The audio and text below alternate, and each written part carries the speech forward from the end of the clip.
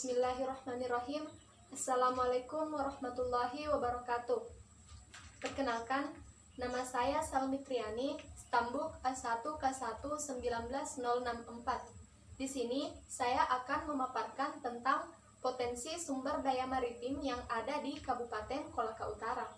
Nah, sebelum membahas tentang potensi sumber daya maritimnya, maka terlebih dahulu kita perlu tahu bagaimana sebenarnya letak geografis dari Kabupaten Kolaka Utara sendiri. Nah, peta Kabupaten Kolaka Utara bisa dilihat pada gambar di samping. Setelah melihat gambar ini, kita bisa melihat bahwa wilayah darat Kabupaten Kolaka Utara itu lebih kecil atau lebih sedikit daripada wilayah lautnya, di mana luas wilayah laut Kabupaten Kolaka Utara itu 5.000 km persegi, sedangkan luas wilayah daratnya hanya 3.391 km persegi. Nah, dari peta tersebut kita bisa melihat juga bahwa Kabupaten Kolaka Utara berbatasan dengan beberapa kabupaten di Provinsi Sulawesi Tenggara sendiri maupun Provinsi Sulawesi Selatan. Di bagian utara, Kabupaten Kolaka Utara berbatasan langsung dengan Kabupaten Luwu Timur, Sulawesi Selatan.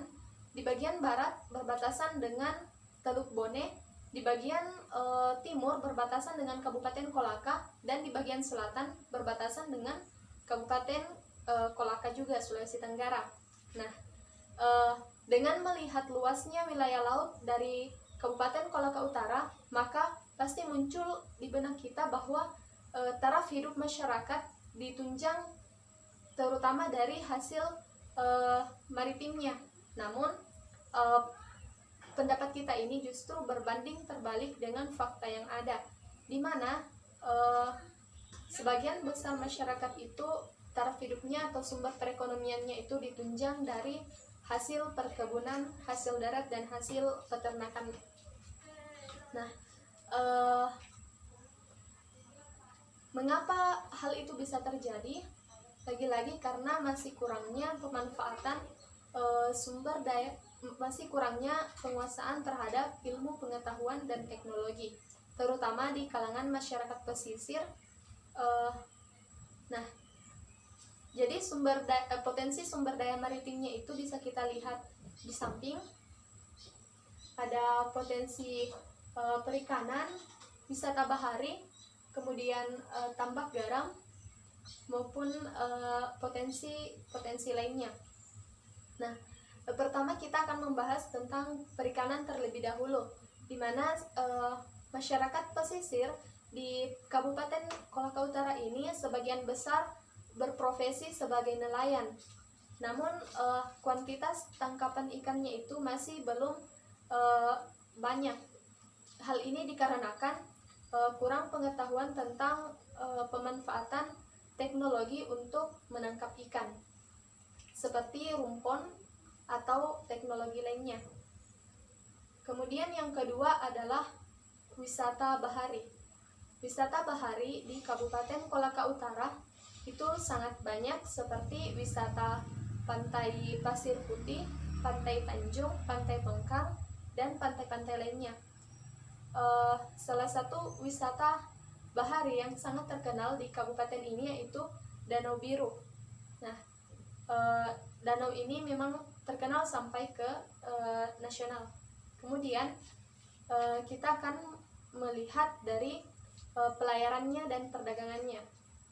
Nah, pelayaran dan perdagangan itu dalam suatu wilayah itu sangat diperlukan untuk akses antara wilayah tersebut dengan wilayah lainnya. Jadi di Kabupaten Kolaka Utara itu terdapat 2 pelabuhan untuk berlayar atau transportasi laut dari wilayah Sulawesi Tenggara ke Sulawesi Selatan, yaitu yang pertama terletak di Kecamatan Katoi, dan yang kedua terletak di Kecamatan Lapai. Kedua pelabuhan ini menghubungkan Kolaka Utara dengan Kabupaten Wajo di Sulawesi Selatan. Nah, jadi seperti itu tadi potensi-potensinya. Lagi-lagi potensinya belum termanfaatkan secara optimal. Seperti masih banyak sekali masyarakat pesisir yang taraf ekonominya itu masih rendah, dikarenakan mereka berprofesi sebagai nelayan, namun mereka masih menggunakan alat-alat yang sangat tradisional, yang sangat sederhana, yang mereka di mana pengetahuan mengenai pemanfaatan alat tersebut mereka dapatkan dari nenek moyang.